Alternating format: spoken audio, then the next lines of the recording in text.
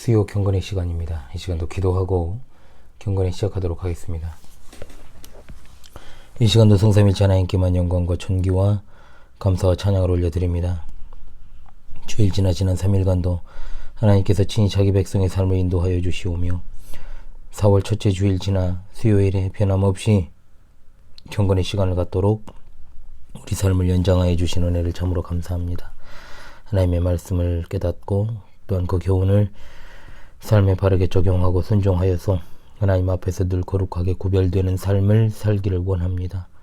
우리의 지나온 발자취마다 참으로 냄새나고 죄악되고 부족하고 어리석고 하나님 보시 합당하지 않은 모습들이 많았음을 이 시간 고백합니다. 회개합니다. 우리 언행 심사를 돌이켜 회개하오니 우리를 긍휼히 여겨 주옵시고 하나님의 백성으로서의 그 자세와 본분에서 늘 흐트러짐이 없게 도와주시옵소서. 이 시간 여러 환경과 상황 가운데 있으며 분투하는 우리 하늘 가족들을 주님 기억해 주시고 어디에 있든지 무엇을 하든지 하나님께서 동행하여 주실 줄을 믿습니다. 시대적으로 참 어려운 때입니다. 그럼에도 묵묵히 끝까지 했으며 주님만을 신뢰하며 나아가는 주의 백성들에게 하나님의 은혜의 빛을 비춰 주시옵소서. 이 시간 하나님의 정확무한 말씀인 사사기를 이 부족한 종이 조금 풀어 해석하고 해설하게 하셨습니다. 주실 은혜를 소망하오니 진리의 성령께서 우리의 우매함을 깨우치사 전하는 자나 듣는 자가 하나님께서 주시는 은혜를 받고 또한 그 말씀에 순종하는 은혜가 있게 도와주시옵소서. 우리 주 예수 그리스도 이름으로 기도합니다. 아멘. 예, 새 찬송가 14장 통일 찬송가 30장입니다. 새 찬송가 14장 통일 찬송가 30장입니다. 주 우리 하나님 하늘에 계시니 온 천하 만민 주 앞에 찬송하네. 이 천지 만물도 주 앞에 엎드려 그 거룩하신 이름을 늘 높이네. 주 언약하신 것 끝까지 지키니 저 하늘나라 향하여 곧 가리라. 주 얼굴 배울 때 내 마음이 기쁘고 영원히 주의 영광을 찬양하리. 왕의 왕 되신 주 하늘에 계시니 이 세상 죄악 이기신 구주 예수. 저 천군 천사들 주옹이하고서 무성도 함께 영원히 늘 섬기네.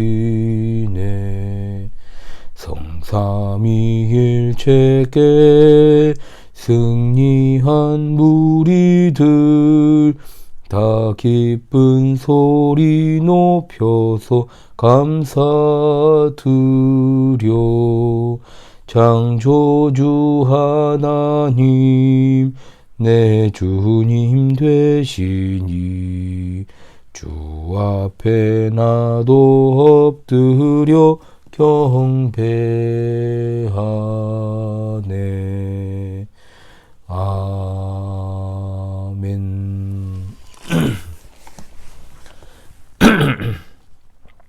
너무 목이 잠기네요.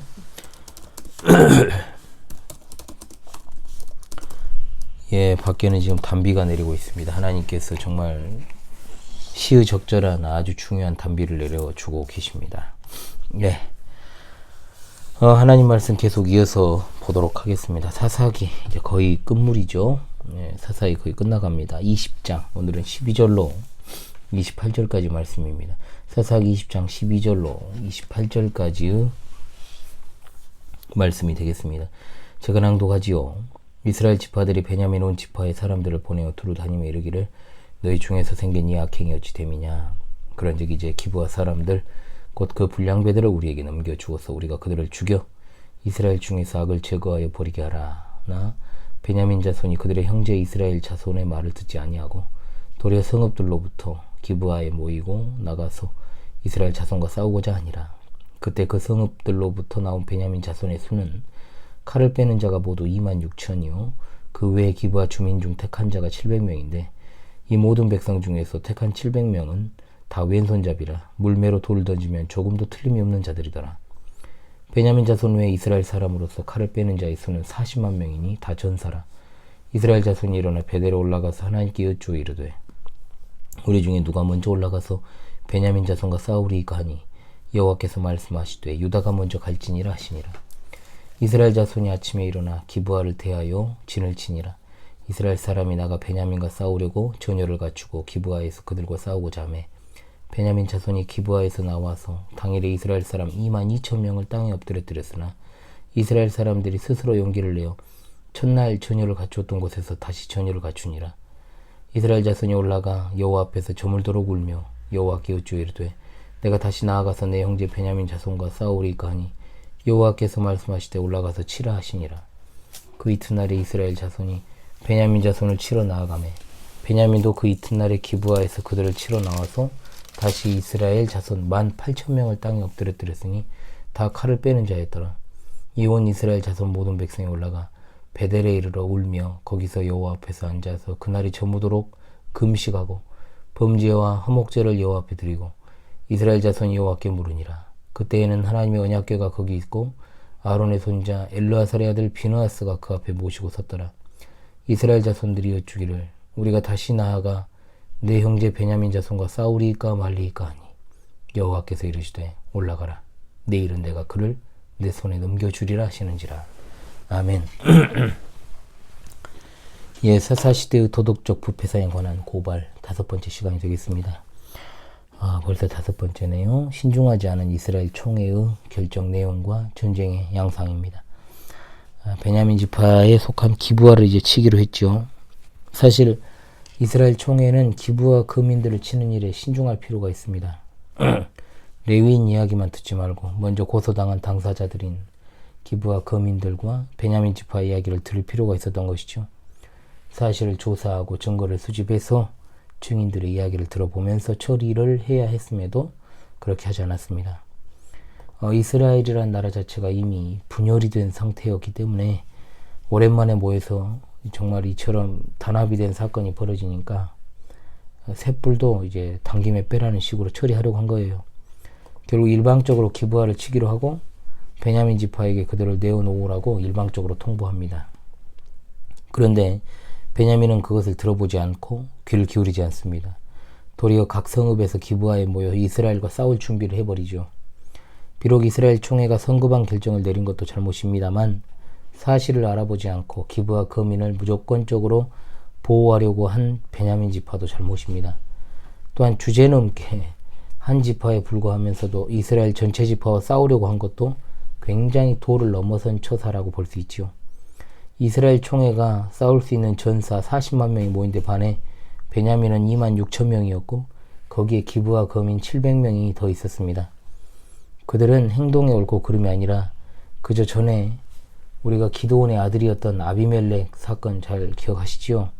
자, 하나님께서 세우지 않은 괴뢰 종부 같은 이 아비멜렉이 존재를 했었습니다. 그 아비멜렉의 그 부분을 상고할 때 아비멜렉의 처음 전략이 무엇이었습니까? 우리가 남이가 전략 아니었습니까? 그저 우리가 남이가 라는 자기 성읍, 자기 지파 사람인지 아닌지를 그냥 기준으로 삼은 것입니다. 베냐민의 병사들 중에는 물맷돌을 정확하게 던지는 700명의 훈련된 병사들이 있었습니다. 이들도 말 그대로 특수부대 요원들이죠. 오른손에 제약이 있는, 따라서 왼손만 특별하게 훈련받은 특수부대입니다. 왼손이니까 훨씬 더 위력적이죠. 오늘날에도 제가 말씀드렸던 것처럼 야구에서도 같은 투수라고 할지라도 왼손 투수는 훨씬 더 많은 연봉을 받는 것이 사실입니다. 특수전 부대 700명 그리고 26,000명의 베냐민이 이스라엘의 11지파 40만과 이제 싸우게 됩니다. 이 객관적인 수치상으로는 싸움이 될 것 같지는 않죠. 자, 마이론이 건 이런 비장함과 이런 결단으로 하나님께서 애시당초 수행하라고 하신 가나안 민족과의 전쟁을 수행했다면 백정백승이 아니었을까요? 그런데 웃기게도 이렇게 비장함과 결단으로 무장해서 싸우려고 하는 대상이 다름 아닌 이스라엘 민족, 그것도 한 지파라고 하는 것이 얼마나 웃기면서도 서글픈 현실인지요. 정의를 이미 상실해버린 공동체가 어떤 나락으로까지 떨어질 수 있는지를 보여주는 장면이 바로 이것입니다. 기브와 거민들을 내주지 않고 말 그대로 집단 강간범들과 연대하여 싸우려는 베냐민 이것들이나 또 성급하게 베냐민을 갖다가 징계하려는 이스라엘 총회의 모습에서 이스라엘의 기초가 몹시 흔들리고 있다는 것을 발견하게 됩니다. 이제 이 사건의 초점은 레위인이 당한 수치가 아닙니다. 이제는 이스라엘 내부의 전쟁으로 치닫고 있는 것입니다. 사사기 20장 12절부터 48절은 바로 이스라엘의 내전에 관한 기록입니다. 놀라운 사실은 굳이 따지자면 베냐민 지파가 더 잘못을 했는데도 두 번은 이스라엘 총회가 전쟁에서 졌다는 겁니다. 시은이가 밤 시간인데 아직 앉아가지고 와가지고 문을 두드려가지고 잠깐 에피소드가 있었습니다. 예, 놀라운 사실은 굳이 따지면 베냐민 지파가 더 잘못을 했죠. 분명한 사실이죠. 그런데 이스라엘 총회가 전쟁에 졌습니다. 두 번을. 결국 이스라엘 총회와 베냐민의 전쟁은 세 차례로 이제 구성됩니다. 3단계의 전쟁 기사 직전에 하나님께 질문하는 세 번 단락이 등장을 하죠. 이 부분은 이제 3단계의 구조로 이루어졌습니다. 먼저는 17절에서 21절, 두 번째는 22절에서 25절, 세 번째는 26절에서 48절입니다. 오늘은 첫 번째와 이제 두 번째까지 이제 보면 되겠습니다. 이스라엘 총회의 40만 군대는 전쟁의 정당성이 자기들에게 있고 또한 전쟁의 결과에 대해서 승리의 확신도 있었던 것 같습니다. 그렇죠.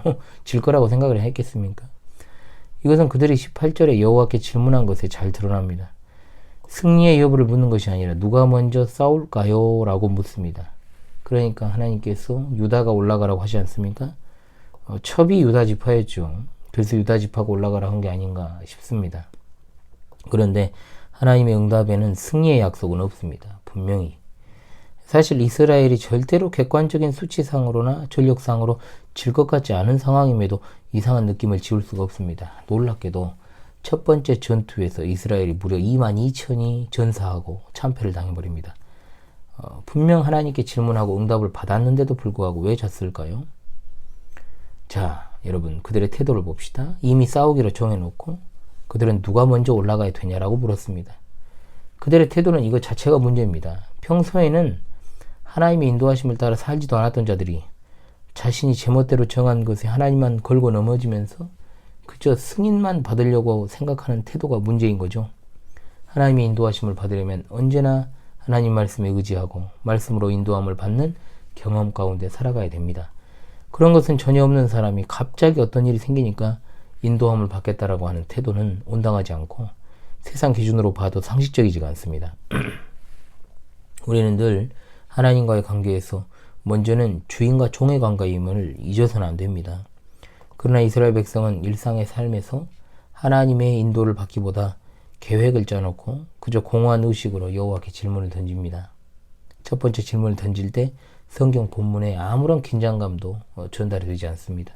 그냥 막 던진 거예요. 자기들이 다 결정하고 준비하고 차려놓고 숟가락까지 떠서 입 앞에 갖다 대고 먹을까요 말까요? 이렇게 지금 하는 태도하고 다를 바가 없다는 겁니다. 우리는 어떤가요? 늘 하나님의 종이라는 그런 어떤 인식으로 하나님께 인도함 받으려고 노력하고 있습니까? 그렇지 않으면 제멋대로 살다가 어쩌다가 내가 조금 필요할 때 인도를 받겠다라고 설치는 것은 아닙니까? 두 번째 질문입니다. 1차전에서 패하고서도 아직은 정확하게 뭐가 문제인지 진단이 안 된 것 같지요. 그들은 전처럼 전투 계획을 세웁니다. 또 먼저 다 해놓고 추가된 것은 무엇입니까? 눈물입니다. 눈물이 추가가 되었습니다. 눈물을 흘린다고 해서 그것이 진정한 하나님 앞에서의 태도라고 할 수 없습니다. 왜냐? 원래부터 눈물이 많은 사람의 눈물은 진정성이 없죠. 진짜 하나님 앞에서 회개하는 태도로 일관하며 우는 것인가? 아니면 그냥 서러워서 우는 것인가? 열받아서 우는 것인지 아니면 분노를 눈물로 표출한 사람도 있지 않습니까? 이들이 이와 같습니다. 그런데 질문은 좀 달라졌어요. 내 형제 베냐민과 사울이니까? 여기에 여호와께서 간략하게 말씀하십니다. 올라가서 치라. 이번에도 분명 하나님의 약속에는 승리의 약속이 들어있지 않습니다. 이걸 또 간과해버리죠. 다시 전쟁하여 그들은 또 큰 손실을 입고 맙니다. 두 번째 전투에서는 1만 8천 명이 희생됩니다. 첫 번째 전투보다는 희생자가 줄었지만 어찌되었든 2차 전도 이스라엘 총회의 패배로 끝났습니다. 두 번의 패배를 당하니 정신이 반짝 든 것 같죠. 처음에는 이스라엘 자손들이 미스바에 모여 스스로 판단하고 자기들이 전쟁을 선언했습니다. 그러나 이제 자기들 마음대로 판단하지 않고 먼저 베델로 가서 여호와 하나님께 여쭙고 있습니다. 이스라엘 백성은 베델에 와서 날이 저물도록 금식하고 제사를 드리고 여호와께 물었습니다. 또한 제사장 비느하스를 통해서 하나님의 인도하심을 구하고 있지요. 그들은 하나님께 구하지 않고 자기들 독자적으로 판단한 것이 얼마나 큰 대가를 치러야 하는지를 알게 되었습니다. 먼저는 두 번의 패배를 통해 하나님은 이스라엘을 징계하시고 이제 하나님은 베냐민을 징계하실 것입니다. 그리고 묻습니다. 처음에 그 질문을 다시금 합니다. 그리고 이제는 하지 말 것까지도 이야기를 합니다. 포기의 의사까지도 전달을 하죠. 싸우리이까 말리이까. 이제 모든 것을 하나님의 뜻대로 처리하려는 태도를 엿볼 수가 있습니다. 여호와께서 확실한 대답을 이제 주실 것입니다. 올라가라. 내일은 내가 너 그를 내 손에 넘겨주리라 하시는지라. 아멘. 이것이 바로 승리의 조건입니다. 시청자 성도들이요. 신앙의 이름으로 욕망을 포장한 이 타락한 시대에 하나님의 백성 이스라엘은 분별력을 잃고 그들 제멋대로 판단하고 결정해서 하나님의 사인만을 받아내려는 시도를 취하다가 하나님의 호된 매를 맞고 정신을 차렸습니다. 우리는 어떻습니까? 하나님을 신앙하는 태도 가운데 하나님을 그 중심에 모시고 하나님께서 모든 결정을 내리시도록 신뢰하면서 합당한 자세로 하나님께 모든 것을 내려놓고 있습니까? 매를 맞고 잘하는 것도 중요하지만 우리는 먼저는 매를 맞지 않고 잘하는 것이 우선인 것을 깨달아야 됩니다. 제가 교회에서 정말 제가 관리 감독하는 우리 자녀들 정말 초창기 때는 저한테 매 많이 맞았죠. 진짜 많이 맞았습니다. 정말 많이 맞았는데 지금 매를 들 일이 많이 없습니다. 다 그때 그 매가 효과를 발휘하고 있죠. 지금도 이제 매 맞을 만한 일들을 한 번씩 하긴 하지만 그래도 예전에 비하면은 맞을 일이 많이 없습니다. 항상 제가 했던 말이 그겁니다. 매를 맞아야만 말을 듣는다면 그것이 짐승과 다를 것이 무엇이겠느냐라고 말이죠. 자, 매 맞지 않고 잘하는 게 우선입니다. 언제나 하나님과의 관계 또한 주인과 종의 관계를 먼저 생각하면서 그분의 뜻을 따라 행동하며 살아가는 복된 주의 백성들이 다 되시기를 바랍니다. 아멘. 오늘 본문에 눈물이 또 나와서 눈물과 관련된 찬송을 좀 불러야 되겠습니다. 제가 초창기 때 이 사사기 첫 부분에서도 한번 불렀던 것 같습니다. 544장 통일 찬송가 343장 새 찬송가 544장 통일 찬송가 343장입니다.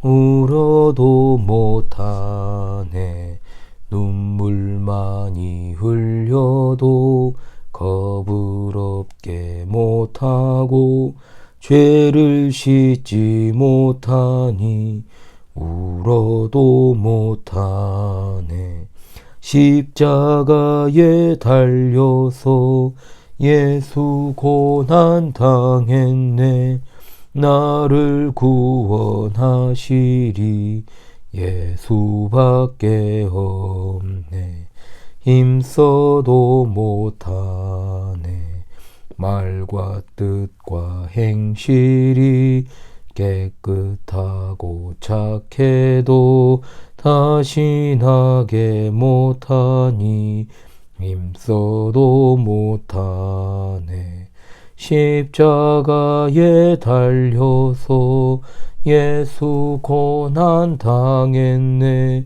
나를 구원하시리 예수밖에 없네 참아도 못하네 할 수 없는 죄인이 흉한 죄에 빠져서 어찌하니 죽을까 참아도 못하네 십자가에 달려서 예수 고난 당했네.